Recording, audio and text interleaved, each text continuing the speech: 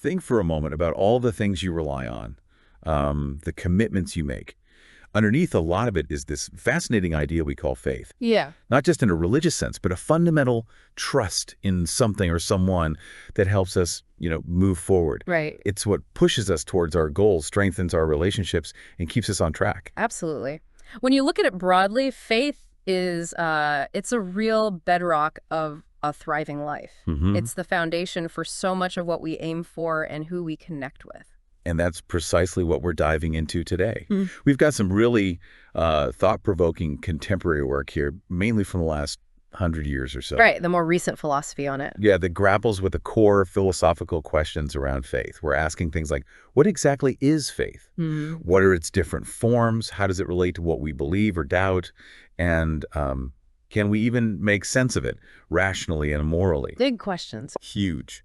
We do have a nod to historical views in one of our sources called Fay Perspectivas Históricas, but our focus today is squarely on this more modern philosophical landscape. Yeah, that historical stuff is interesting, but we're focusing here. Our mission is to really unpack this contemporary thinking about faith and give you a clearer way to understand this complex idea. Exactly. By exploring these recent perspectives, we hope to offer a framework for understanding how faith functions, in our lives today. So to give you a clear path through our discussion, we're going to look at three main areas. Okay. First, we'll really dig into what faith is saying, its different types, and some of its key ingredients. The nuts and bolts. Then we'll explore how faith interacts with other mental states we all experience, like belief, doubt, desire, hope, even just accepting something. How it all fits together. And finally, we'll tackle the big questions of how we can actually evaluate faith. Does it make sense rationally? Is it practical? Is it morally sound? That's right. By breaking it down this way, we can really get a grip on the different angles of faith and how it plays out in our experiences. Okay, let's unpack this by looking at the very nature of faith.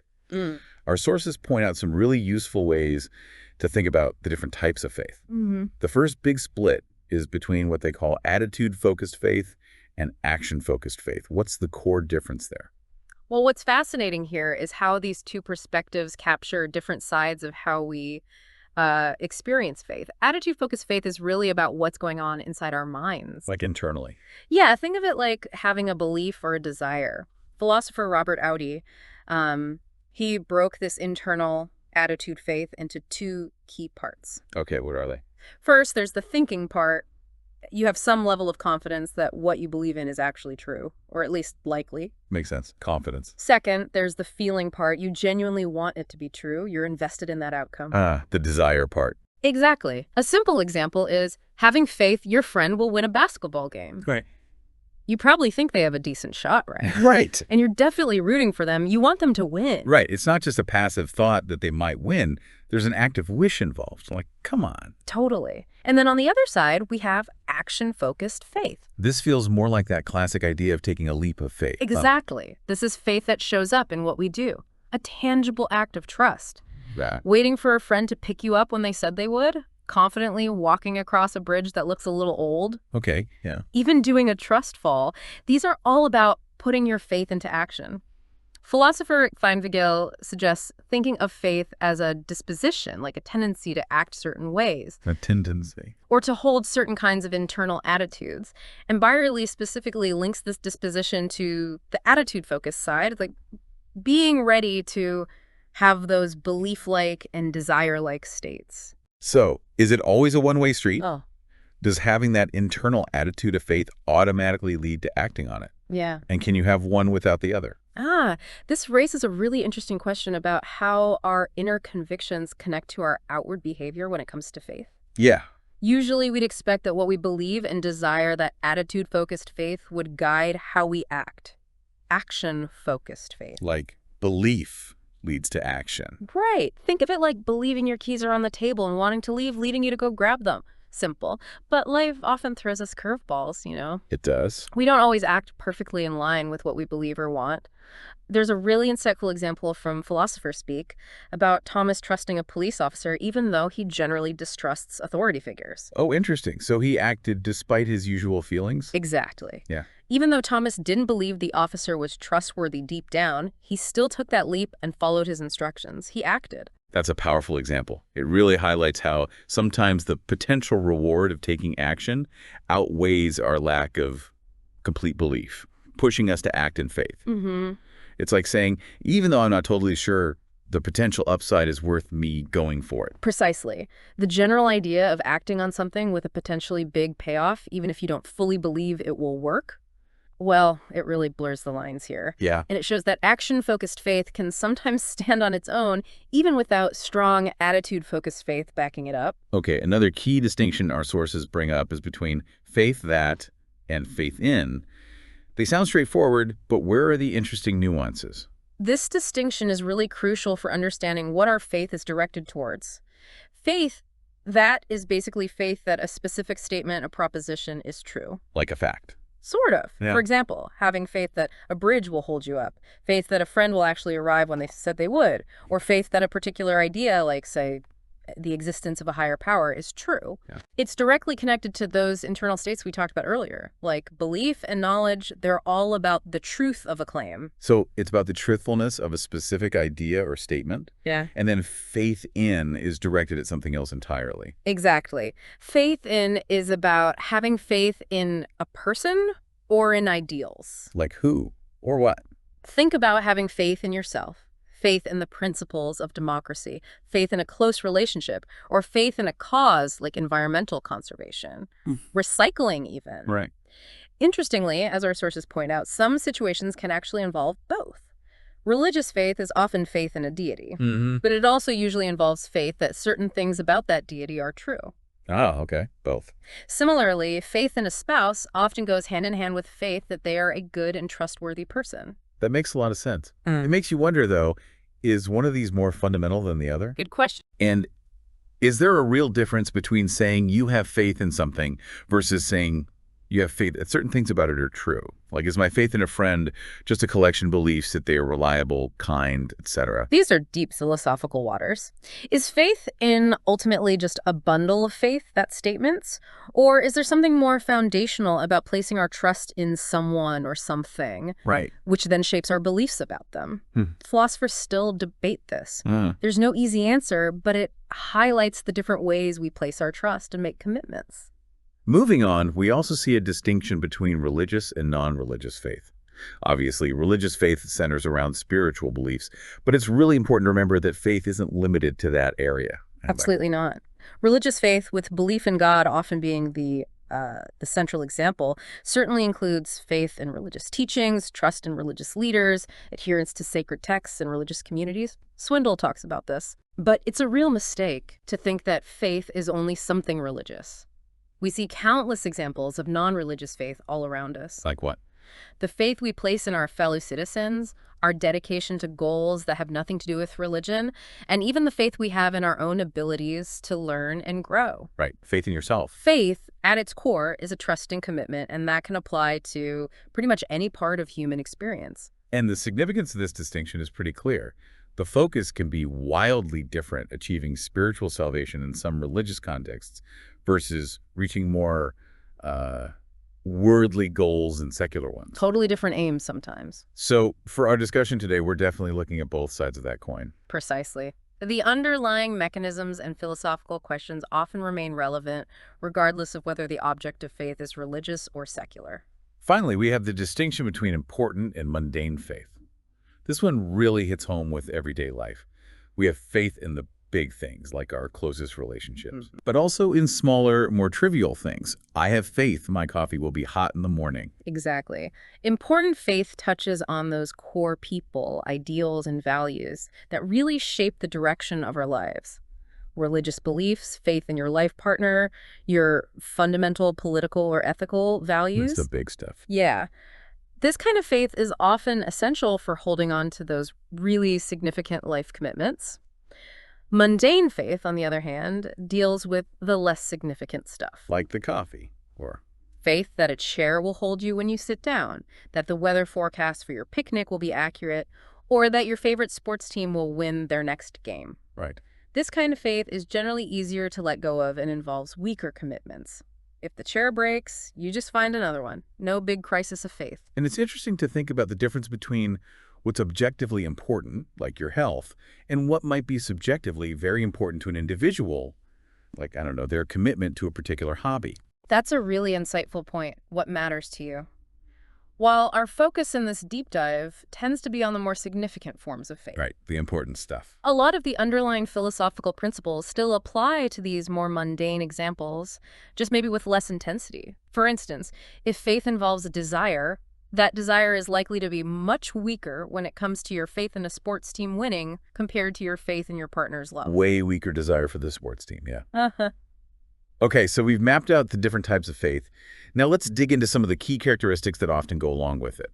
Trust seems like a really fundamental element. Absolutely. As we've touched on already, faith is very often defined as a trusting commitment. Trusting commitment. Trust, at its heart, involves relying on another person believing what they say, depending on them, even being willing to take some risks based on their reliability. Okay. Some philosophers, like Bishop, even use the terms faith and trust almost interchangeably. Really? Just synonyms. Pretty much for some views. And this strong link to trust naturally leads to the idea of faith as being about believing someone's word, their testimony. Right. If I have faith in a friend, it often means I trust what they tell me. Exactly. This is a view with a long history going back to influential thinkers like Augustine, Locke, and Aquinas. Wow. Okay. And it's been revisited in more recent philosophy by figures like Anscombe and Zagzebski. So what's the core idea?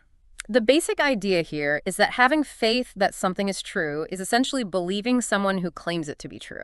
Believing testimony. Yeah. In a religious context, this could be seen as believing in God's word or the testimony of religious authorities.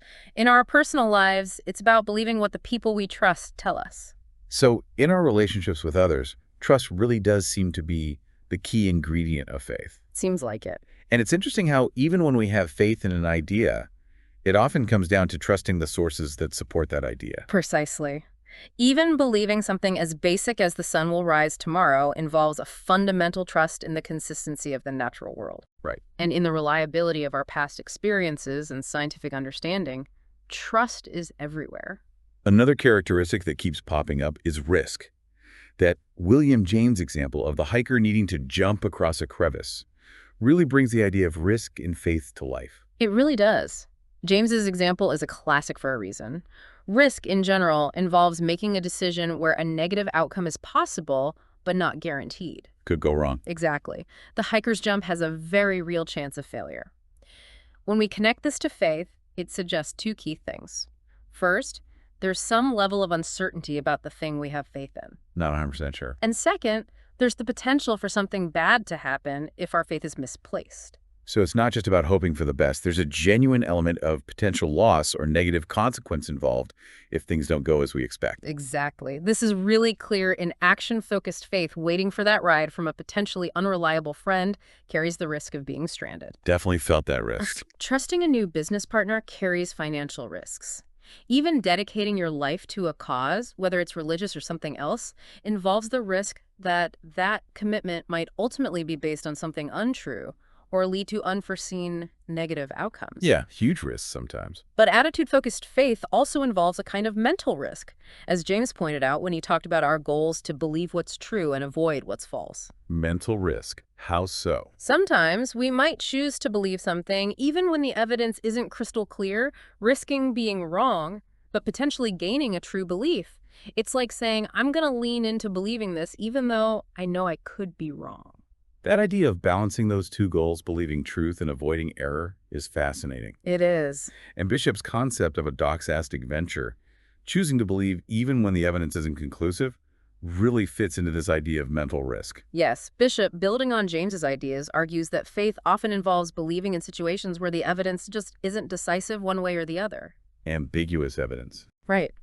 He suggests that for some really fundamental ideas, what he calls framework principles, the evidence we have might never be enough to definitively prove or disprove them. In these kinds of situations, non-evidential factors like our desires or emotions can play a role in shaping what we believe. So not just the facts. Allowing us to take that venture beyond what the strict evidence tells us. Philosopher Ali's work also explores how non-evidential things can influence our beliefs. Resilience is another key characteristic that comes up. This idea of sticking with something, of not giving up even when things get tough. That really connects with the concept of faith. Think of someone who has faith in a long-term project and keeps working at it despite setbacks. Absolutely. Faith's resilience is deeply connected to the idea of commitment. Think about the faith we have in a sports team even when they have a losing season. Many fans maintain their loyalty. True fams. Religious commitments, striving towards long-term goals, even the commitment in a marriage all require resilience in the face of difficulties. Yeah. Marriage definitely takes resilience. We all face moments of discouragement. Doubts can creep in, our initial enthusiasm might fade, and we might even encounter information that challenges our original commitment. Faith is often what helps us weather those storms and stay the course. And Buchak's risky commitment view really ties together that element of risk we talked about earlier with this idea of sticking with it. Exactly. Buchak's idea is that faith involves intentionally deciding to stop looking for more evidence and making a commitment. Okay, draw a line. Commit. Yeah. Once that commitment is made, you stick with it even if new information comes along that might make you question it. Religious commitment is often a good example here. Also. It's not necessarily about ignoring new information, but rather about a foundational commitment that holds firm even when faced with challenging ideas or experiences. This sounds a lot like the idea of grit that we hear about, that ability to persevere and maintain passion for long-term goals. Precisely.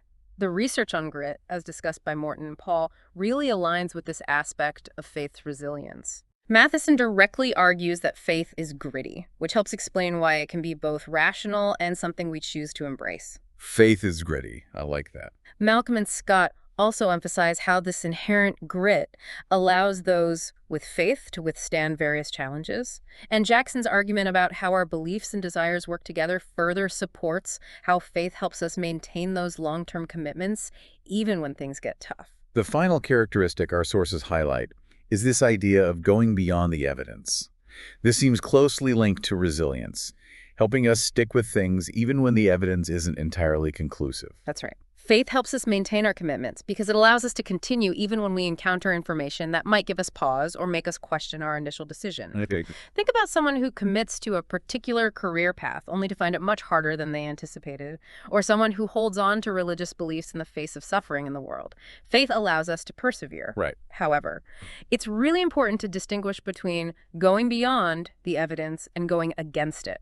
Okay, what's the difference? Going beyond might just mean acting or believing when the evidence is pretty good but not absolutely perfect, like Bishop's idea of a venture. It doesn't necessarily mean ignoring strong evidence that points in the opposite direction. But there are definitely those who argue that faith does involve going against the evidence, right? Like ignoring it. Yes, and this is a really hot topic. There are generally two main perspectives here. The first, often represented by the new atheists like Dawkins and Harris, You've heard of them? sees faith as inherently going against reason and evidence, and they view this as a bad thing, arguing that we should try to avoid faith altogether, though Jackson offers a different take on this. Okay, that's one view. What's the other? The second perspective, often called fideism, actually embraces the idea that faith goes beyond or even contradicts reason and evidence, but they see this as a positive thing. Positive. The philosopher Kierkegaard is a key figure here, famously suggesting that faith is valuable because it's absurd, as we see in his journals. He saw this leap of faith into the seemingly irrational as a kind of ultimate commitment. Wow. Faith because it's absurd. Okay, so we've taken a good look at what faith is, its different types, and the characteristics that often come with it. Now let's switch gears and explore how faith relates to some other familiar states of mind, starting with belief. Okay. This feels like a really central point to unpack. It is indeed. When we think about faith, belief is often the first thing that comes to mind. Belief, in simple terms, is taking something to be the case, accepting a statement as true. Right. So the natural question is, how do believing something and having faith in it connect? Does believing something automatically mean you have faith in it? And does having faith require you to believe it? Our sources suggest that just believing something doesn't automatically mean you have faith in it. Often, because faith seems to have that extra layer of emotional investment or desire. I might believe it will rain tomorrow, but I wouldn't say I have faith in that. Exactly. You might believe that there's a major political division in your country, or believe that a certain historical event happened, but you wouldn't typically say you have faith in those things. Why not? Because you don't necessarily have a desire for them to be true in the same way you might have faith in a friend or a cause. Gotcha. However, the question of whether faith requires belief is where things get really interesting and debated. Our sources highlight 3 main schools of thought on this, drawing on a helpful classification by Buchak. So what are those 3 main ways of thinking about the relationship between faith and belief? Lay 'em out. Okay. The first is that faith is a kind of belief. These are often called doxastic views. Doxastic, okay. Within this broad category, you have the more narrow idea that faith is simply belief in religious propositions. Straightforward. Then there's the view that faith is belief based on testimony, championed by philosophers like Anscombe and Zagzebski. It's about believing something because someone else told you it's true. Like we talked about with trust. Exactly. And we can't forget the idea, going back to thinkers like Augustine, Calvin, and Plantinga, that faith is a belief formed through a special innate sense of the divine. Plantinga talks about this. A special sense. It's important to note that most of these doxastic views often include other elements alongside belief, like those desire-like components or a tendency to act. So belief plus other stuff. Right. There's also the more subtle idea that faith isn't exactly belief itself, but it always goes hand in hand with belief. Okay, that's the first view. Faith is belief, or very close to it. What's the second? The second group argues that faith is belief-like, but doesn't necessarily require full-blown belief. Belief-like, Philosopher Howard Snyder is a key proponent of this weakly doxastic view. His arguments are quite compelling. He points out that faith seems to be able to coexist with doubt in a way that outright belief might not always. Faith and doubt together. Yeah.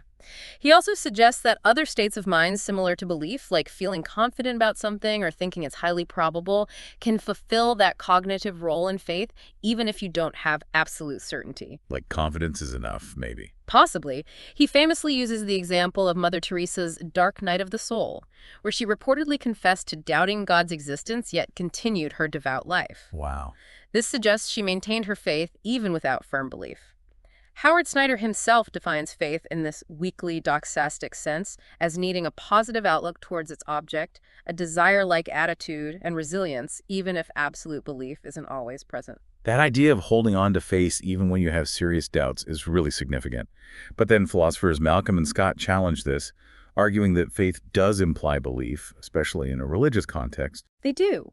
While they acknowledge that belief and doubt can coexist, they argue that faith without belief, particularly religious faith, risks becoming a kind of religious fictionalism. Fictionalism, like pretending. Essentially acting as if something is true for practical or emotional reasons without actually believing it. They contend that genuine faith, especially religious faith in God, requires a core belief in its object. Okay, so a strong counter-argument. Right. Howard Snyder offers a rebuttal, making a distinction between actively disbelieving something and simply experiencing doubt. He also raises the possibility that the standards for what constitutes faith might be different in religious versus non-religious context. Interesting twist. Different standards. This whole back and forth really highlights the complexities of understanding the thinking part of faith. Then we have the third view, which really breaks away from the idea that belief is central to faith at all. Yes, this is the pragmatic view, which argues that faith doesn't necessarily involve belief or anything very much like it. Totally different. Yeah. Thinkers like Swinburne, Alston, Dewey, Kavanvig, Buckareff, Pojman, and Schellenberg offer a variety of perspectives here, but they generally relate faith more closely to action, commitment, acceptance, hope, or even a kind of imaginative engagement. So more about doing than thinking. Largely, yes. For example, Alston emphasizes acceptance as the primary aspect, Swinburne focuses on acting as if something is true, and Kavanvig sees faith as a disposition to act in service of an ideal. Okay. These views really shift the focus from what we think is true to how faith plays out in our lives and our behaviors. It sounds like the debate might come down to whether we're trying to define one single thing called faith, or whether there might actually be different kinds of faith. Exactly. Maybe the attitude-focused kind where belief plays a bigger role, and the action-focused kind where it's more about commitment and behavior. That's a very insightful way to look at it. It's quite possible that both the belief-centered and the action-centered perspectives are capturing different but equally valid aspects of what we call faith. So it's not necessarily either. Right. It allows for the possibility that belief might be more central to some forms of faith than others, and it helps us avoid getting stuck trying to force all experiences of faith into a single mold. Makes sense. It still leaves open the specific questions within each type, like whether attitude-focused faith requires full belief or something weaker, and how best to understand the driving forces behind action-focused faith. Okay, moving on to another closely related state, doubt. It's easy to assume that faith and doubt are complete opposites. Yeah, the intuitive thought. But our sources suggest a more nuanced relationship. Yeah. You can have doubts but still have faith in something, right? Absolutely. The initial instinct is often to see them as being completely at odds. However, as Howard Snyder explains, there are different ways we can experience doubt. Okay. You can doubt P, meaning you're inclined to disbelieve it, you think it's likely false. Leaning towards no. Right. That kind of doubt probably is incompatible with having faith that P is true. You can't really have faith in something you're leaning towards thinking is false. Fair enough. However, you can also be in doubt about tell, meaning you recognize that you might be wrong, you see reasons to believe and reasons to disbelieve, you're in a state of uncertainty. Philosopher Moon supports this distinction. Okay, so just uncertainty, not disbelief. Exactly. And Howard Snyder makes a compelling argument that this second type of doubt, being in a state of uncertainty, is perfectly compatible with faith, as he so well puts it. Yeah. Being in doubt is no impediment to faith. Doubt is not faith's enemy. Rather, the enemies of faith are misevaluation, indifference or hostility, and faint-heartedness. Wow, that's a really important distinction. So questioning things, wrestling with uncertainty, doesn't necessarily mean you lack faith. Not at all. In fact, it sounds like faith might even help us hold on to our commitments despite those moments of doubt. Precisely. Jackson's work touches on this idea, suggesting that while new information or experiences can certainly shift our level of confidence in something, it doesn't always fundamentally change our underlying beliefs or commitments. His example of maintaining a marriage commitment, despite knowing the divorce statistics, is a great illustration. The awareness of those statistics might introduce doubts about the long-term success of any marriage, including your own. But your faith in your specific relationship can still help you maintain your commitment and work through challenges. So faith helps you push through the doubt. In some cases, you might even argue that faith can tolerate more doubt than strict belief can. More tolerant of doubt. Interesting. Okay, desire is another state that seems very closely connected to faith, especially that attitude-focused kind we talked about. If I have faith in a positive outcome, it often feels like I also really want that outcome to happen. That's right. As we discussed when looking at attitude-focused faith, the generally accepted view, supported by philosophers like Audi and Howard Snyder, is that it involved a positive evaluation or desire for the thing you have faith in. Gotta want. It just doesn't quite make sense to say you have faith that something will happen if you're actively hoping it won't. And even with action-focused faith, our underlying desires and positive attitudes often play a role in motivating those actions. But Malcolm and Scott brought up a really interesting point that challenges this straightforward connection. It did. Suggesting that faith might not always involve a positive desire. They did in their recent work. They raised examples like having faith in the existence of evil forces or the reality of negative consequences within a religious framework. Things you definitely don't want. Exactly. Not because you want these things to be true, but because they are part of the broader system of beliefs you adhere to.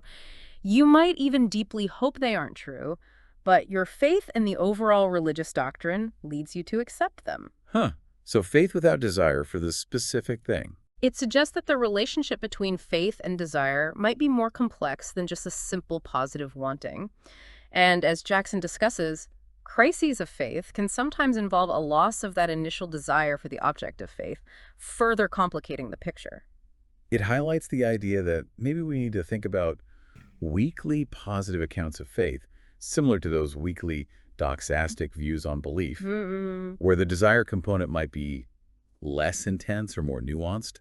Perhaps it's more about an acceptance or alignment with something, even if it's not something you actively yearn for. Exactly. We might need to consider things like second-order desires, wanting to want something, or even just a belief that the object of faith is in some way good or necessary within a larger framework, even if it doesn't trigger a strong emotional desire. Right, like it's good overall, even if parts are unpleasant. In the religious context, this brings in questions about the inherent goodness of the divine and whether we should desire certain aspects of religious doctrine. There's definitely more to explore when it comes to this desire-like aspect of faith.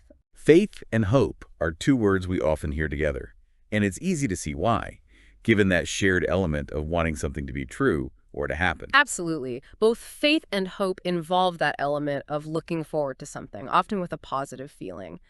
Whether you have faith your friend will succeed or hope they will succeed, there's that underlying wish for a good outcome. So what's the difference then? The big difference lies in the belief-like component. Hope has a much weaker requirement when it comes to what you believe is actually possible or likely. Weaker belief needed for hope. Yeah. You can hope for something even if you think it's highly improbable, hoping you'll win the lottery, for example. As philosopher Martin notes, hope can be consistent with a very wide range of subjective probabilities, as long as you don't believe it's completely impossible. No. Milana defends this standard view, and Ryu offers a good overview of recent thinking. So faith seems to require a stronger sense that something could be true, that it has a reasonable chance of happening. Whereas hope can persist even when the odds seem stacked against it. You wouldn't say you have faith you'll win the lottery, but you might hope you do. Precisely. If there's a 99% chance of rain, you wouldn't have faith that it will be a sunny day, but you could certainly still hope for sunshine. Good example. This distinction gives hope a unique and important role, especially in situations where faith has to be abandoned in the face of strong evidence to the contrary. Like when things look really bad. You might have to give up faith that a missing loved one is still alive, for instance, but hope can sometimes endure even in the most difficult circumstances. As Jackson points out, hope can even provide a foundation for our commitments when the evidence for faith is lacking. So hope can step in when faith falters.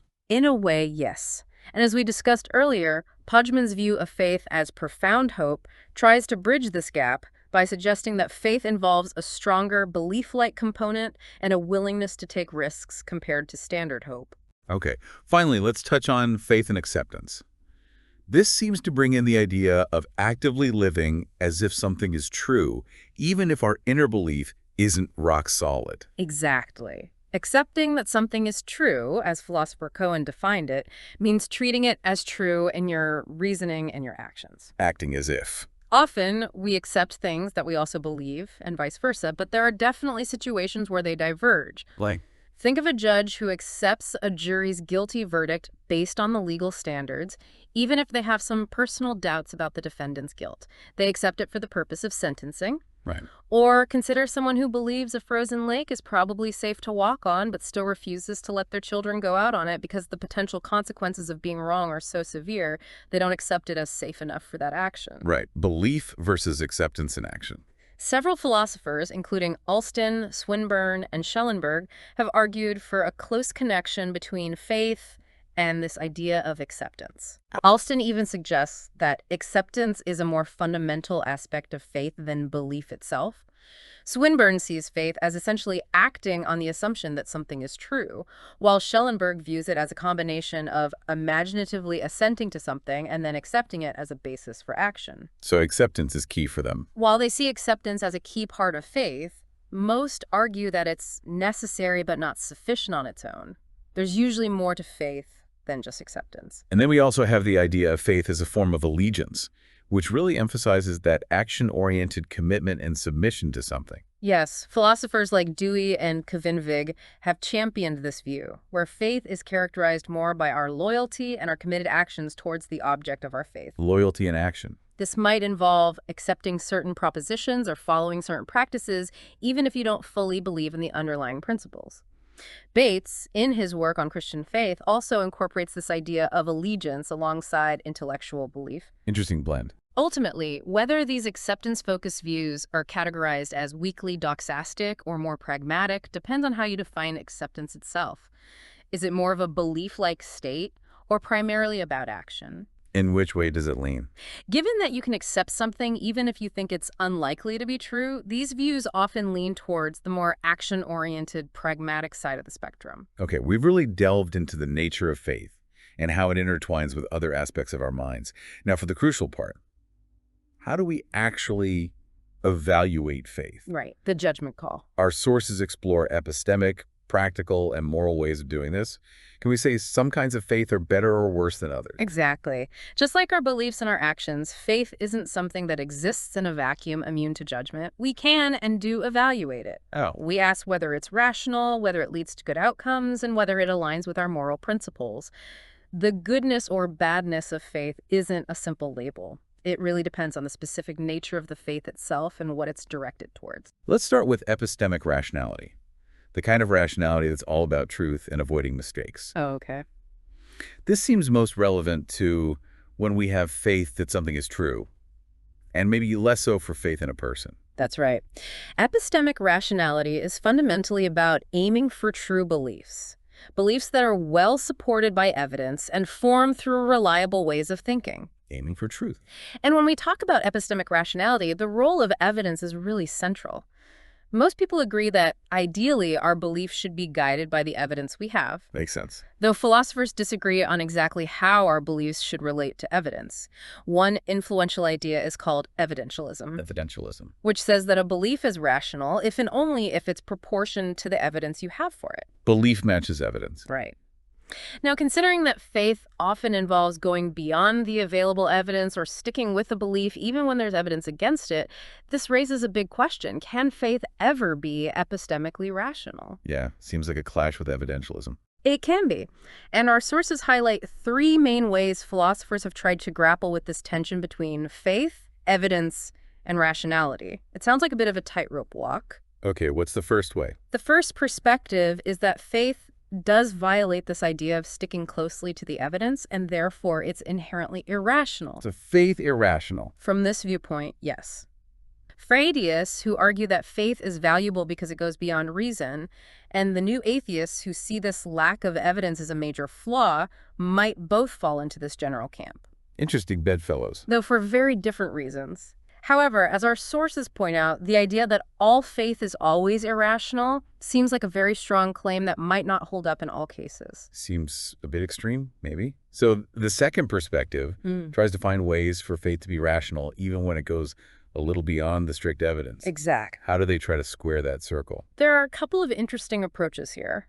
One, building on that idea of faith as believing testimony. Oh, we talked about that. Argues that faith is actually based on evidence, just a particular kind of evidence, namely what other people tell us, testimony. Okay, so it is evidence-based. In this view, yeah. The going beyond part here is about trusting that testimony without needing additional proof or verification. The challenge with this view, though, is whether it fully explains that strong sense of resilience we often associate with faith. Does it explain the grit? Maybe not fully. The second approach within this camp draws on something called epistemic permissivism. Permissivism. This is the idea that sometimes when the evidence we have isn't conclusive and could point in more than one direction, it can be rational to adopt different attitudes. So multiple rational views are possible. Exactly. In these kinds of gray areas, choosing to have faith might be a permissible, though not necessarily required, response, and therefore it doesn't necessarily violate evidentialism.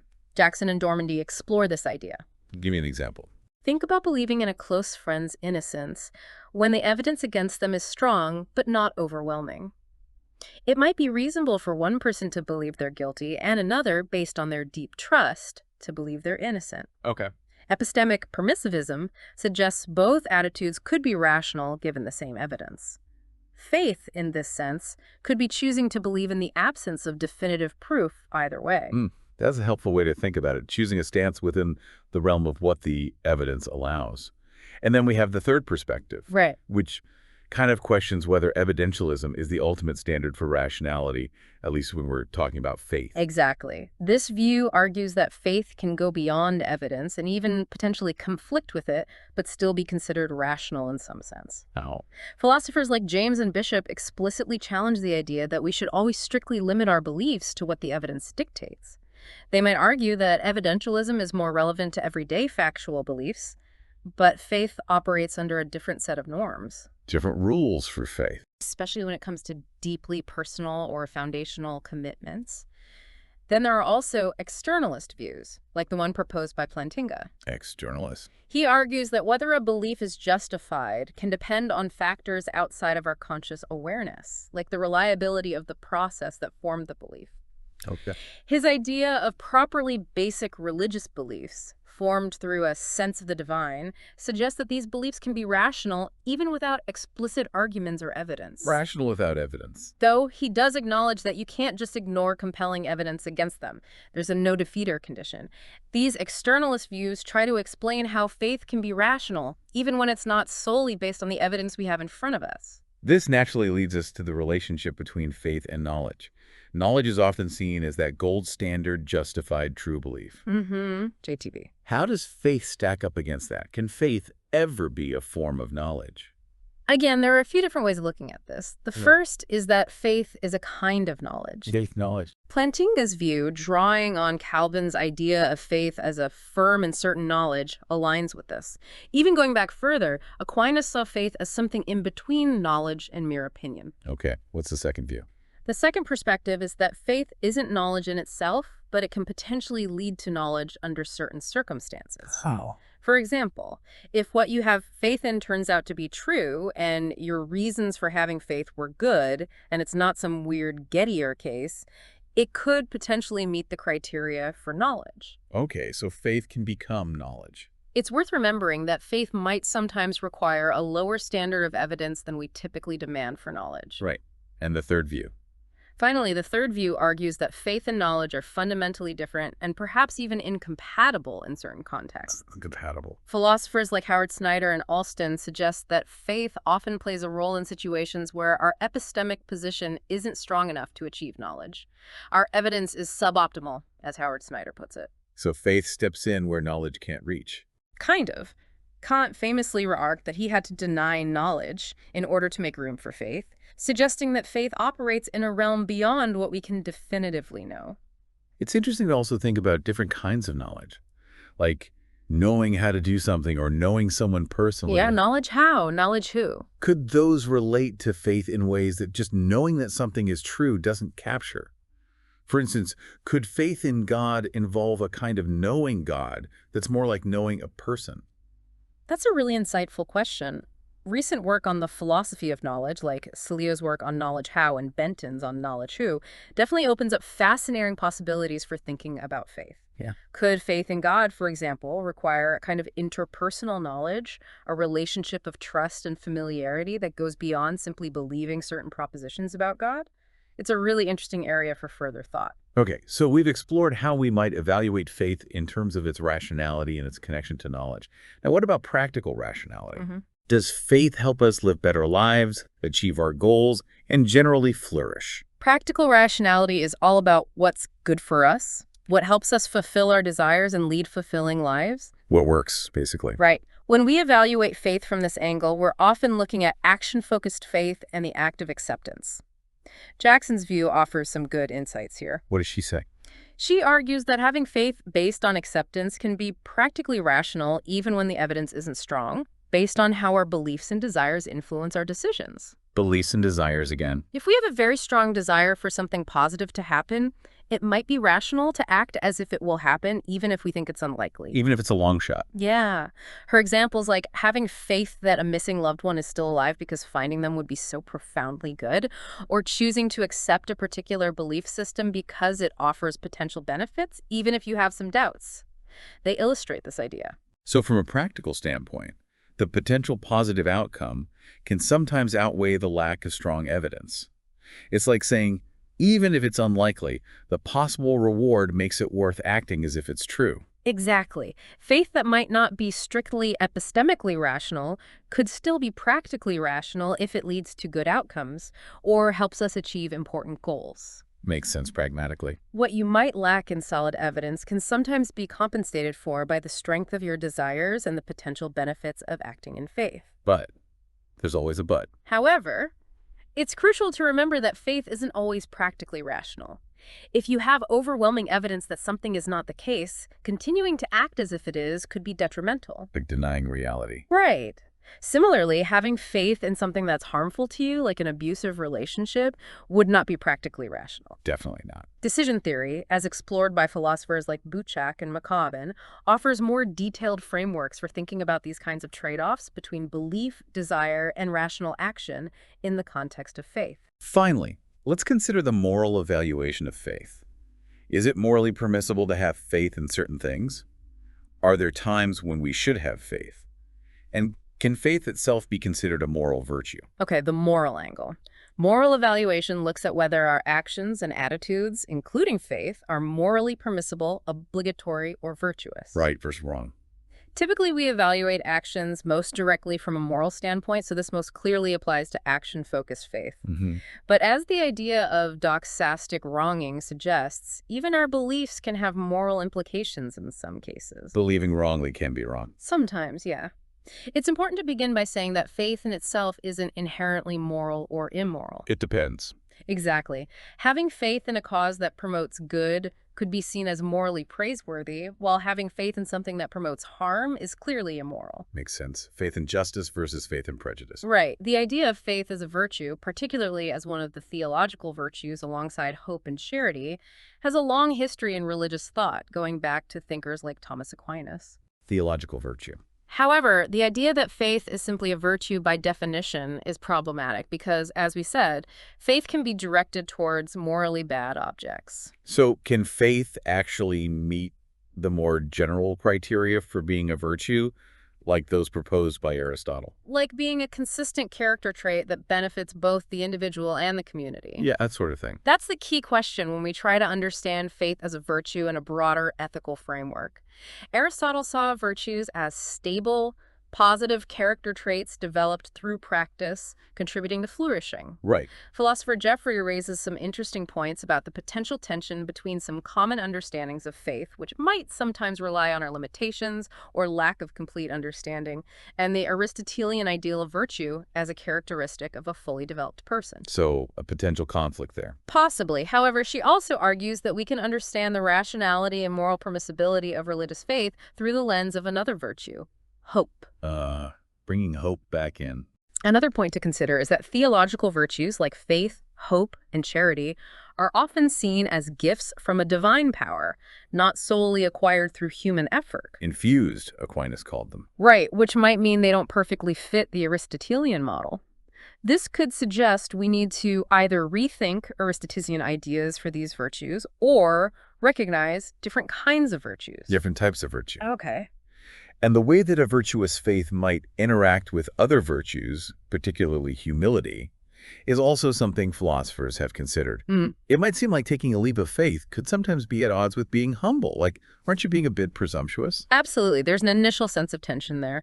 Taking a significant risk based on faith could sometimes be perceived as being overly confident or presumptuous, the opposite of humility. Yeah. However, philosophers like von Wig and Malcolm argue that faith and humility are actually balancing virtues. Balancing. Von Wig suggests that humility can guide our faith, helping us to have faith in appropriate objects and in appropriate ways.